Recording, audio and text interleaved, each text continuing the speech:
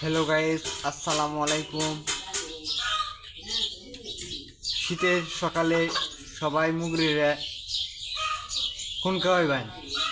ঠান্ডা ভাত খাওয়াই না যে কোন খাওয়াইবেন বা গরম ভাত খাওয়াইবেন? শীতের সকালে মুগরি কত সুন্দর কোন খাইতেছে।